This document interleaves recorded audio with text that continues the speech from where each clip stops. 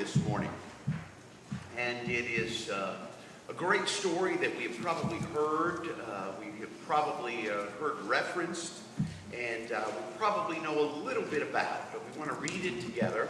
And it's one of the few miracle stories that are told in all of the Gospels.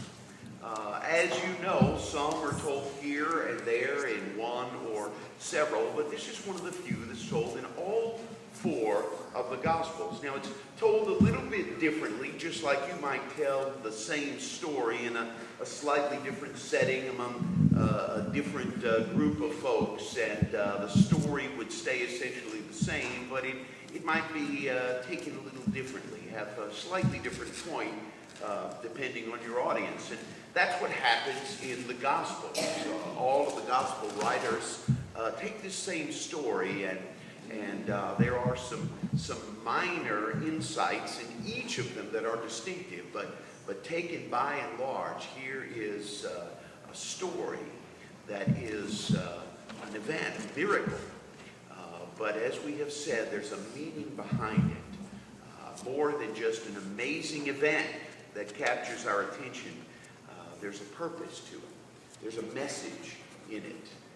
Always a deeper meaning that Jesus is wanting us to understand, his disciples to know. And so Mark relates this to us, and you may want to listen along or follow to Jesus and what we have come to know as the feeding of the 5,000. The apostles gathered around Jesus and told him all that they had done and taught. He said to them, "Come away to a deserted place all by yourselves and rest a while." For many were coming and going, and they had no leisure even to eat. And they went away in a boat to a deserted place by themselves. Now many saw them going and recognized them, and they hurried there on foot from all of the towns and arrived ahead of them.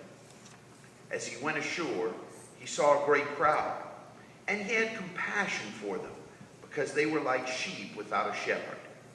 And he began to teach them many things.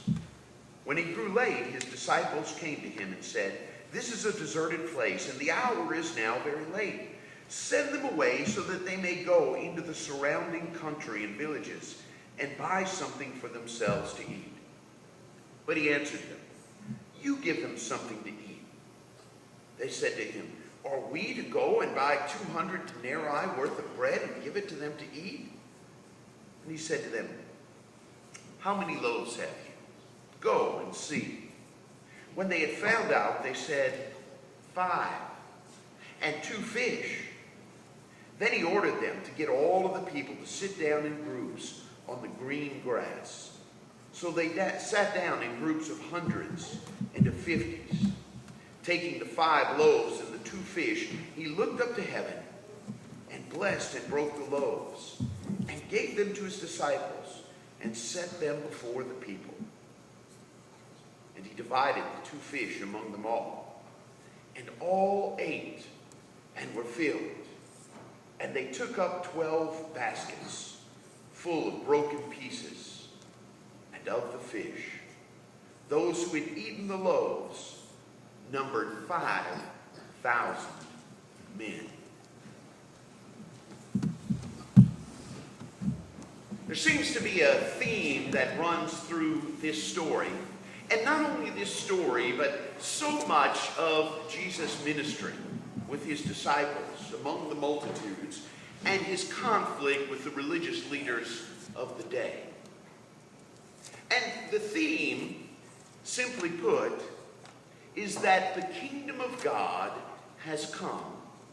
And the kingdom of God in coming means a number of different things. And above all, it means that God has come in abundance. Now, if we would look at the actions and the attitude of the religious leaders of Jesus' day, we would find that in many ways we could summarize how they interacted with the people as those who wanted to ration God. Have you ever met someone that wanted to ration God? Put limits on what God can do, whom God can forgive, the actions God can take. God doesn't act like that. God doesn't do those things. It always seems that God conforms to their particular viewpoint. God can't move beyond what they might draw as lines of demarcation. They want to ration God. And so it was in Jesus' day.